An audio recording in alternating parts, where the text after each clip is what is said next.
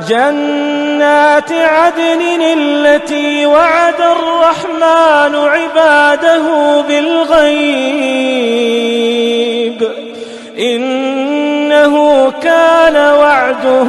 مأتيا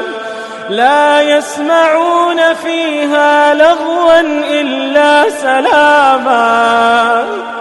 ولهم رزقهم فيها بكرة وعشيا تلك الجنة التي نورث من عبادنا من كان تقيا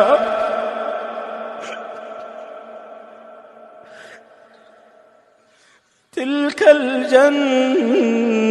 التي نورث من عبادنا من كان تقيا